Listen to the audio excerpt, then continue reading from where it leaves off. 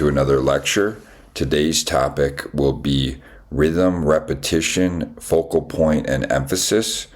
You'll find that there is some overlap from previous sections that we've done, and also some new content and new examples. Focal point and emphasis is about how we control the viewer's eye, get the viewer to look where we want them to look, move through the picture or the sculpture the way that we want them to, make it readable and tell a story. Rhythm and repetition is how we use a repeating element or principle to create a sense of unity in the picture or three-dimensional work. So this will be our last lecture on the Elements and Principles series. And after this, we will move on to a lecture on content and then cover all the different mediums one by one. So enjoy your lecture today, and thank you. Focal point and emphasis, pattern and rhythm. This will be our last lecture on the Elements and Principles. So these are our final principles to cover: rhythm, emphasis, pattern, and focal point. Emphasis is drawing attention to a particular content in a work. This one is pretty obvious. The emphasis is on the magenta purple rose in comparison with all the white roses around it. And then focal point is the center of interest in a work. Of course, that's this. A lot of times these two terms will overlap. Hawkeye wave again. This one has all four of the topics we'll be covering today. We have emphasis in the size of the wave in the picture. We have focal point, everything drawing us to this area. We have rhythm, which would be the repeating or alternating lines that we see in the ocean. We have pattern with the little hooks in the wave and the little dots. So we have all different types of pattern, emphasis, rhythm, and focal point. Focal point. Focal point is the point of emphasis. So you can create emphasis through contrast to the white and then all the black around it. You can create it through color. This one doesn't have color, but like the rose or the red against the white. You can create it through isolation, isolating an object. You can create it through placement, where you place it in the image to create the tension. You can create it through balance, a balance of negative and positive space. Artemisia Gentileschi was a Baroque era painter who followed in the footsteps of Caravaggio. If you can remember, Caravaggio also did a picture of this same topic. So Judith decapitating Holofernes. Holofernes was a general, an Assyrian general in the Old Testament, set to put down a Jewish settlement where they would not accept the king as their leader. Holofernes put down the rebellion and then during a party tried to seduce Judith, who tricked him into her bed, where she then decapitated him. As far as focal point, Gentileschi uses directional line to draw the viewer to the point where the story is unfolding. The arms, the sword, everything pointing us to this neck that's being cut off. Contrast of values and directional line fix our stare upon this fatal blow. Also, we have completely surrounded in black and then this area in white, really drawing our attention into here. In this work by Amrita Sher-Gill, who emphasized everyday life in 20th century India, she uses lighter values on the bride-to-be to draw attention to her.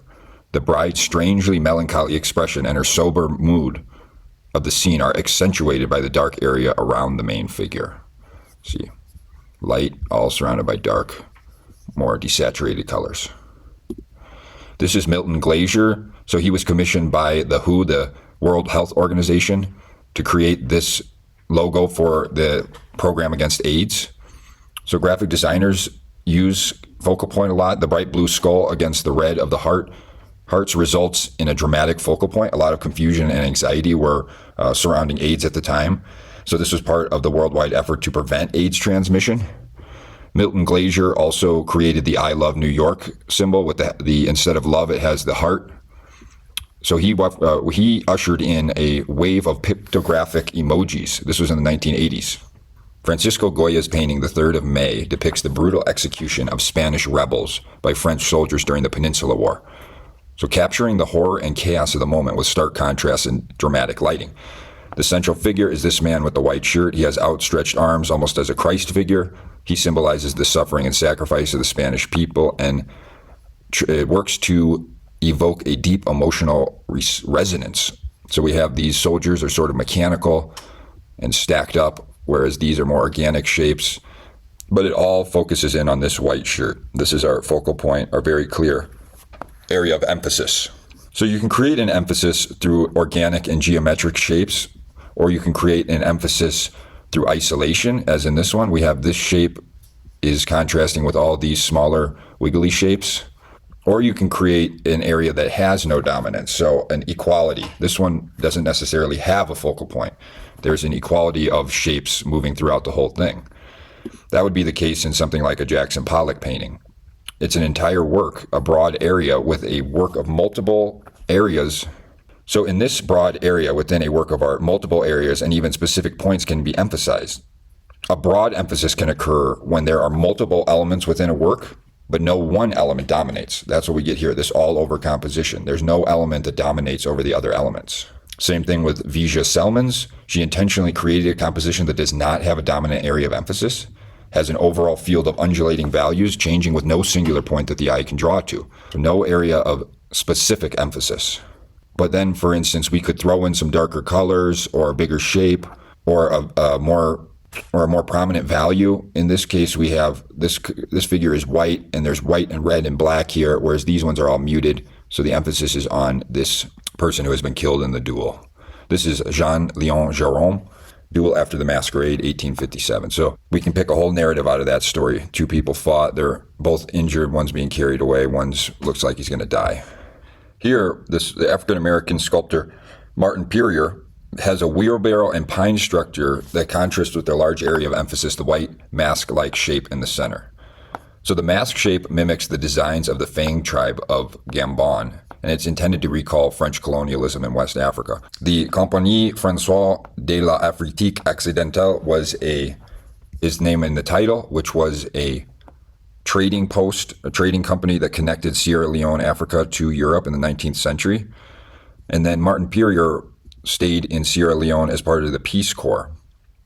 So he found this discarded pine and this wheelbarrow, and he connected all these things together with the white, milky-like mask. And he encourages viewers to pick up the wheelbarrow and look through the eye holes. Through this process, you look through the mask from the eyes of the colonized opposed to the colonizer. So it flips the viewpoint on its head. Here's Jacob Lawrence. John Brown remained a full winter in Canada. John Brown was a figure before the Civil War who believed that slavery should be abolished through violence. So each figure attracts enough attention so that none stands out. Solemn poses are homage to the Civil War era abolitionist John Brown. So the composition is balanced with separate areas of emphasis, and this implies equality among the men. Okay, they're generally the same shape and they have the same amount of detail, and they're all kind of stacked up so that none stands out among the other, talking about equality for. So artists look to create effects of contrast by positioning elements that are very different next to another. For example, areas of varied value, color, or size. Again, here we have this big black triangle contrasting with these three smaller, lighter triangles. We can see this in movies like Moana, dominant and subordinate shapes. So we have a big shape that's dark, and then we have a littler shape that's surrounded by light. So we get the contrast between the two big shapes. This is Marc Chagall from The Story of Icarus. It's 1975. The story of Icarus is from Greek mythology. Icarus and his father Daedalus are imprisoned on Crete by the king Minos. Daedalus builds some wings for Icarus, and they have wax for feathers. So when Icarus flies away, he flies too close to the sun, and the wax melts, making him fall to earth. Icarus is the focal point in this picture, and he is set apart by color. He has red, yellow, and green, or red, yellow. There's a little green, but red, yellow, and blue, the primaries set around this lighter white background, and he's the biggest figure, giving him a focal point. So the colored wings and the dull pale gray sky draws our attention to the flailing boy. This is another depiction of Icarus. Peter Bruegel the Elder, Landscape with the Fall of Icarus. You may wonder, where is Icarus in this picture? Because our emphasis is on the man with the plow, the ship, the mountains, almost everything but anything that looks like Icarus. If you examine closely, though, Icarus is right there falling. You can see his legs. So there's the belief that Bruegel was illustrating the Flemish proverb, no plow ever stands still, which translates basically to life goes on. So he was saying, hey, just because Icarus has a plight and is falling and dying, we still got to work, everything's still got to go on. This is Francisco de Zurbarán. The witness of St. Bonaventure's clothing, contrast with the dark values of the background, creates a central focal point. Enough light value is distributed to the other figures, making the composition more interesting. But we get this bright light on the dead St. Bonaventure, this strong diagonal, but then we also get some light splashed on these, so it gives us a sustained interest. Line is an effective way to focus our attention in an artwork. This piece is the Emperor Babur overseeing his gardens in India, circa 1590. It's tempera and gouache. So the gardens in the Mughal India Empire symbolize paradise. Water and the four cardinal directions represent life and eternity. So we have this water in the garden here, and the line focusing us to this center point. Water is the focal point, and it's the focal point both visually and conceptually. Placement. Placement of elements within a composition controls rhythm and creates focal points. Red and green, we know from color, are contrasting colors. And this character has a nice diagonal line, a lighter area, a red against a green, very clear focal point right there. Placement here, you can see this is from Into the Spider-Verse. Here we have the face that is underneath the mask, implying that it's not a perfect match. But then later in the movie, we see the face reflected directly on the mask, assuming that now the character is ready to take on the identity of Spider-Man. Next, let's talk about pattern and rhythm. Pattern is the arrangement of predictably repeated elements, and rhythm is the regular or ordered repetition of elements in a work. Pattern and rhythm bring order to the space and create a dynamic experience of time. Patterns are created by the reoccurrence of an art element. Rhythm arises through the repetition of pattern. The grid is created through a series of intersecting lines. The use of repetition usually results in pattern, and pattern can impose order on a work. Alternating patterns can be used to make different artwork more lively. The area covered by pattern is called the field. So the grid, remember we looked last week at how Chuck Close used the grid. Here's a vertical alternating pattern. So we have the pattern going white to black, and the background switching in an alternating vertical pattern. Suzanne Valdoon, the Blue Room in 1923. So in this one we got three contrasting patterns energizing the work. We have the organic pattern of leaves and stems in the blue covering, the green and white striped pajamas here, the modeled pattern of the background and over here. So all these different patterns sort of energize this figure here, give us a lot of interesting contrast to the skin and the shape. A motif is a design repeated as a unit in a pattern. So ideas, images, and themes can be brought by this pattern. William Morris is a late 1800s designer. So with this one, the motif would be a floral motif. We have flowers, leaves, and then birds. So it would be floral and bird motif repeated over and over. A design repeated in a unit is called a design repeated as a unit in a pattern is called a motif, and it can unify a strong design. Here's a hookah base, India, last quarter of the 17th century. So this one is made from zinc alloy with inlaid brace. Many Islamic works use complex interlaced motifs. Elements such as flowers and leaves of the plant reoccur at intervals. There we go. This one just repeats itself over and over. Got this here repeating. That's a very beautiful piece. Next, let's talk about Deborah Coates' quilt from 1840 to 50. Coates' quilt features a traditional pattern called birds in the air. This is the birds in the air. Abolitionist quilts were made and sold to raise awareness and funding to free slaves. So this was a quilt made to raise awareness of slavery and help raise funds to get slaves to free areas. So as you can see, there's a little detail, deliver me from the oppression of man, and it has the birds in the air with this little illustration of a slave inside of it. James McNeill Whistler made this masterpiece, The Peacock Room. It's actually called Harmony in Blue and Gold. But he basically just went rogue and painted this entire room with all kinds of peacock motifs and gold and green designs. So there's a video to watch about that this week. We see a lot of repeating motifs in mosques. This is the Friday Mosque in Iran, 700 CE, with additions in the 14th and 18th and 20th centuries. So we see these incredible repeating geometric patterns. And we also see this in the Ardabil carpet is one of the oldest and most significant Persian carpets. It was commissioned for the shrine of Ardabil, a Sufi saint in Iran. It has very cultural and religious importance. The intricate design, the carpet features this highly detailed and symmetrical design with a large central medallion surrounded by a series of intricate floral and geometric patterns. See there?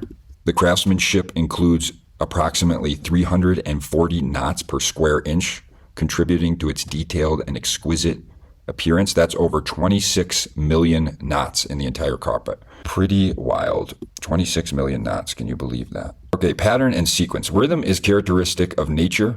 seasons, day and night, tides, and planetary movement, alternating rhythm, successive patterns in which the same elements reappear in a regular order, and then vibrating colors, colors that create a disturbance in the retina, creating a visual vibration for the viewer. We covered that a little bit during color. And rhythm gives structure to the experience of looking, guides our eyes from one point to another in a work, and rhythm occurs when there are at least 2 points of reference in an artwork. Here is Charles Birchfield, the insect chorus. You notice the word chorus is associated with music, and rhythmic structures are usually have musical overtones to them, and visual connections with music, memories associated with the senses. So we see these various different rhythms moving, the rhythm in there, the rhythm on the roof, the rhythm in the plants. And Charles Birchfield is trying to make that connection between music and the visual. They call that kinesthetic empathy. Here's a diagram here's just a simple up and down rhythm, a progressive rhythm that builds, and then an alternating rhythm, kind of like a heart monitor. Here we can see more like a steady rhythm coming out of the glasses. Here, a more progressive rhythm. The branches get closer together as we get further up until they're almost indecipherable at the top. An alternating rhythm, some go this way, some go that way. They undulate different directions. This is an alternating rhythm and a progressive rhythm as well. Again, another progressive. Legato, that's connecting and flowing in music. So legato is a musical term.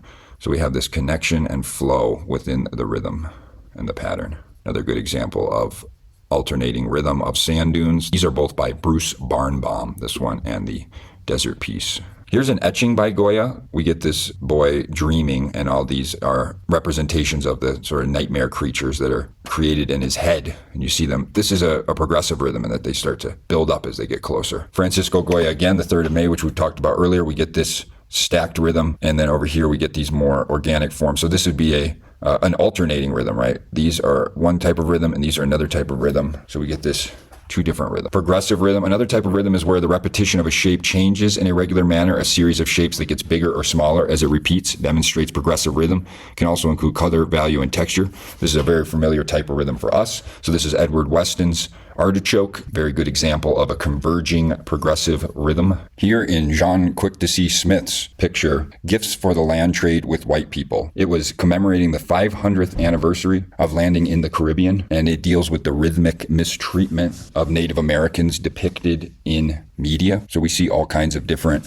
collaged imagery of Native American stereotypes, and then the hanging objects, mostly dealing with Native American mascots from teams, are alternating in size and shape, making connections between the past and the present, and how misconceptions in the past lead to distorted realities in the present. In architecture, we often see alternating rhythms. This is very common in buildings with columns such as Greek temples, also seen in brick and window placement. Another Peter Bruegel here, Hunters in the Snow, 1565. The party of hunters on the left side of the painting first draws our attention into the work, right here. Our gaze circles from the left foreground, the middle ground, to the right and background. So we go here to back here. And then we return back to our original focal point. So we got alternating rhythms in the trees leading us into this big open area. And then Shanzi Silkander, this is still from Disruption as Rapture. Shazia Silkander is a Pakistani-American artist renowned for her innovative work that merges Indo-Persian miniature painting and traditions with contemporary art practices. Her work often addresses issues of cultural identity, history, and politics. Silkander is celebrated for bringing this traditional miniature painting into a contemporary context by deconstructing and reinterpreting historical art forms. As you can see, so these are traditional paintings, but she brings them to life by animating them. So we get a live moving pattern and rhythm happening when we look at her pieces. So there's a video to watch on her in the module.